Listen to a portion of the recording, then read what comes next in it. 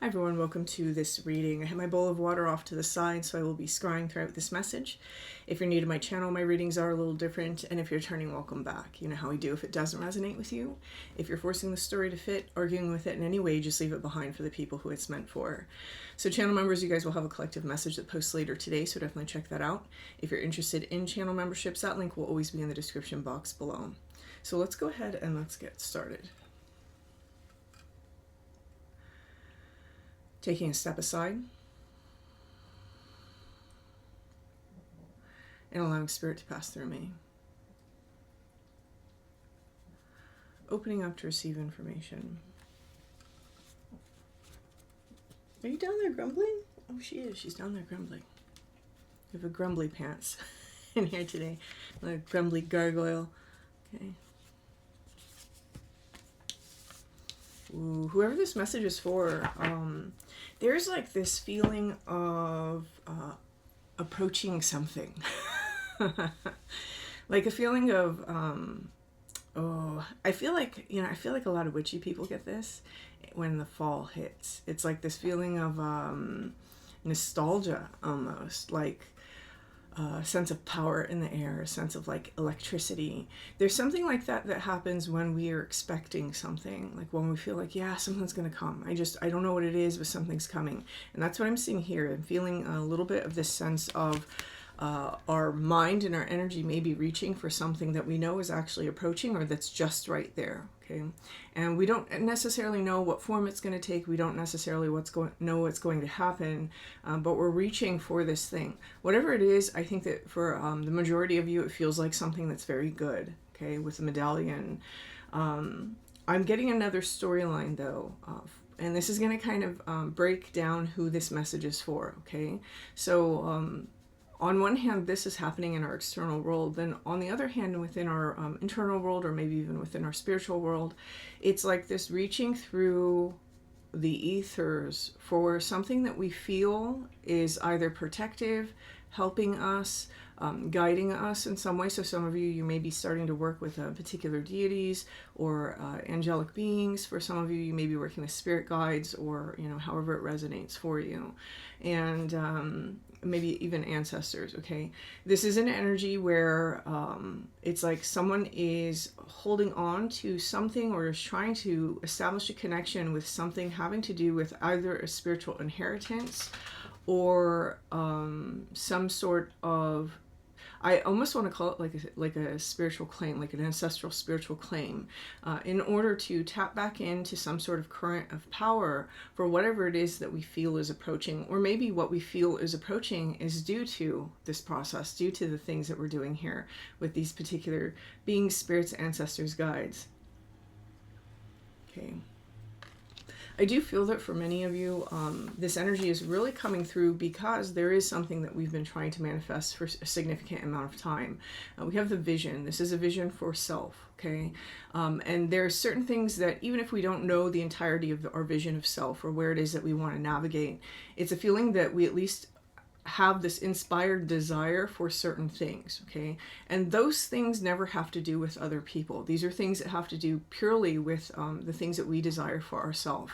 So there's a great deal of wisdom that someone is displaying here in actually opening up their heart space, or opening up their mind to contemplate, perceive, and conceive of these things. Because what it's doing is each little thing that a person manages to manifest, or that they're navigating themselves towards, whether or not they actually achieve the thing, it's taking them closer towards some place where this connection can happen, okay? Energetically, where this connection can happen.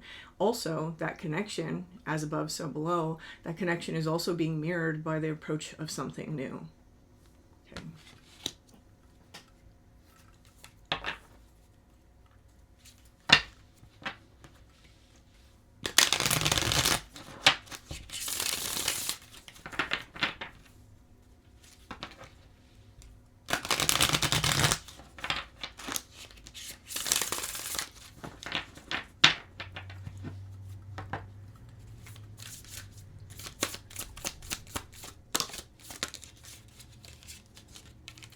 Together.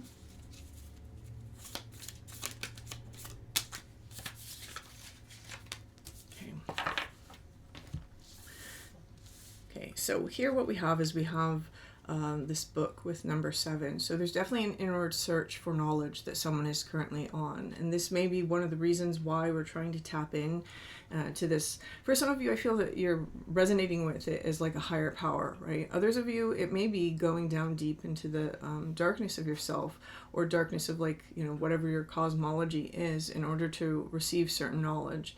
There's this this important part about this is whenever I see the number 7, 7 is interesting because it almost speaks to me about like geometric structure, right? Because 7 is a very expansive energy in some ways. But when I read numerology, it's about going within to expand. So it's like self-rule. And this is what I think somebody has been doing. This is the process someone has been doing. A lot of hermit sort of energy comes through for me whenever I have the number 7, even though the hermit card, the Major Arcana, is not 7. And I'll tell you a little bit why. A long time ago when I was like a kid, I read a numerology book. And in that numerology book, it talked about number 7s being the moody loners. So I always remembered that. It was like if your name is a number 7, a big part of your life will be spent as like a moody loner. So I loved that. There's this energy that's coming through also. It's like a Jupiterian energy, right? So there's very expansive energies coming through, but this expansion is coming through in the terms of knowledge and wisdom. We have 2 things here symbolizing knowledge and wisdom between the owls in this book. So I do think that someone is learning a great deal about themselves at this time. And part of the reason why they've learned so much about themselves is because of this energy right here. So you may have been part of the collective that we were doing readings for last month. Or earlier this month, where there was something about a signal that was getting kind of scrambled. Because I see the scrambled signal here, and it's almost like instead of fixing this screen, I just moved over to some better screens, some bigger screens, because now we have 3 computer screens. And it's okay that they're old computers. It's okay. They're functional, right? That's the point, is that they're functional. So we're going back to something older that's functional, and that's what I'm seeing here with this medallion card, this reaching out to something maybe ancestral, maybe godlike, maybe angelic. It's something that has persisted and been throughout the human story much longer than we have. And so though our signal may be a little scrambled, we're leaning on some other energy or some other thing in order to receive the message the way that it's trying to come through, because we know that whatever system they present, it's a whole system. So I love this energy because it's where we're starting to learn some tools of the trade, right? We're starting to learn some tips and tricks for our little tool belt so that we can understand how to navigate ourselves. You know, we don't always have to be 100% healed. We can find different things in order to allow ourselves to be human, right? Someone's not sitting here putting the pressure on themselves that I have to be perfect. They're saying, well, since I'm imperfect, let me go to something that is a little bit more of a perfected form in order to receive this information. And I love that. Okay. Okay. Oh, where you go? Where you go? We're here. Okay. This is number 1. And so this for me is primordial forms.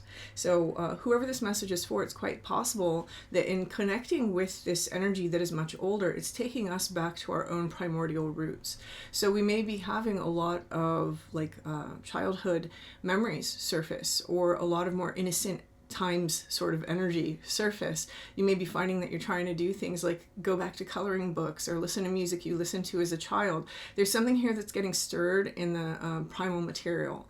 And there may even be a lot of the color red that you're attracted to at this time, or that you're seeing. Lots of number 1. Sometimes for me, this can also be number 4s.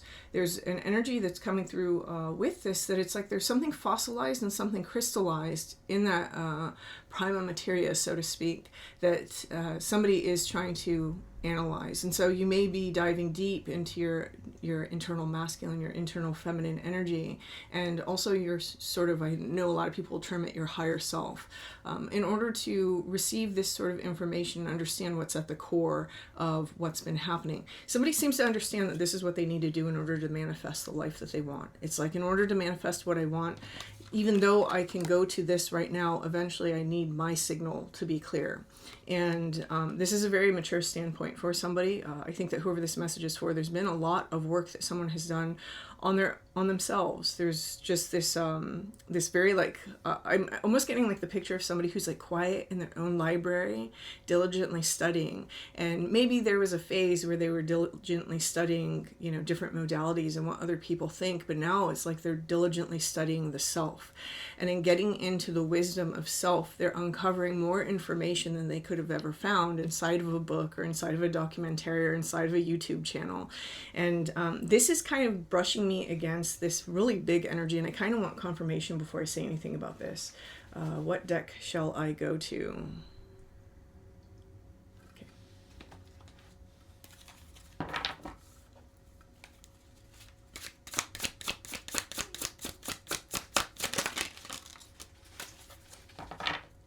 Ooh, okay. So the Death card has been speaking to me a little bit differently. Oh, I love it. Okay, the Death card this one fell first, this one, and then this one. So the Death card has been speaking to me a little bit differently recently. Recently it's been coming through almost in terms of the shadow of something bigger, So it's like, you know, death as a process is just the shadow of something immense. And this is an energy that I think that somebody here, it's like there, as we are approaching this signal clearing, we're going through our own sort of death process in a way. Maybe this is some heavier emotions that someone has been processing, or some things that they have naturally placed upon themselves that they're having to let go, like some sort of pressure. I'm definitely feeling like pressure as I'm saying that. So when we're releasing these things and allowing these things to sort of pass away, it's like the shadow of a bigger phase. And in that bigger phase, there's this coming together, okay? In the Three of Cups, what we have is we have the celebration reunion. It's like we're coming back to something that maybe we knew at one point within this life. For many of you, it's like we knew it many lifetimes ago. And in this coming together in this communal energy, we're connecting again to this energy from this medallion, except in its truest form. It's not the identities that they wore. It's not the labels that people placed on them or the names that they were given. It's a much more immense energy to which we're also connected, because that's the name of the game with the Three of Cups. It's an interconnection. Okay, and in this interconnection, we're going back to not just the primal material here in this lifetime. It's like the primal material of the soul. And notice how this fool who is in the transitory has his finger like, he's holding up like this stick that has like a balloon on it, and that balloon is almost what he's focused on. It's what's guiding his way. In this essence, in the air of this card, this balloon really represents that childlike hope and that childlike wonder, like, oh, how does it stay up? You know, how's it floating? Can I float? And so this energy is basically saying that somebody, in connecting to these beings and learning particular lessons that are being provided to you at this time, and understanding that something bigger is coming to you, and in learning to manifest those simple things, or some of them are not so simple, into your life, they're basically winding your course along a particular direction now, as opposed to a particular direction we were about to go in for some of you. It feels like we're coming into the brightness of something that is much larger, and we're just simply passing through the shadow of our own death process at this time. Some of you are past that, some of you are actually beyond that point. And the experience that you have with these beings that you have connected with, it will start to expand. And so let it. Don't question it. Don't wonder if something's going on. Let it expand as that happens, because what's happening is it's pulling you into the fold so that you can understand your own place within that energy. And as you step into that place within that energy, this is where some sort of joyous wonder unfolds for you. It's almost like relearning the world again. It's like relearning the world for the first time again. Because, you know, we come in here and we're like children, right? And we start to formulate our idea of the world and of the universe and how things work from a very incomplete childlike state where, you know, babies, their brains haven't developed. They're not really equipped to handle what's happening day to day. But this is the foundation through which we view our entire world, right? We have these diapers that maybe mom took too long to change and we were really uncomfortable. So now in our view of the world, we're always uncomfortable and mom doesn't care enough to change our diapers. And we stack all of our experiences on top of this. As teenagers, with all the raging hormones, we start to, you know, develop systems of coping and all these things based on that imbalanced system, so to speak. And then we go out through our whole lives living based on that erroneous system that was developed from a brain that wasn't even fully formed, and perceptions that weren't fully there. So this is where somebody in their adult life, it's like we're learning to work the system in some way. We're learning to utilize different energies. We're learning to manifest certain things. And by doing so, we're relearning how the universe actually works, how reality actually works, and how powerful we actually are. We're not the helpless baby that needs to be carried around and that needs changed and needs fed. We actually have a great deal of power here. And so this is what somebody is starting to learn. Okay, I'm going to pull 3 cards from this, and as usual, I don't feel that I'm supposed to say much about these. I'm just going to read them to you. Okay, first one.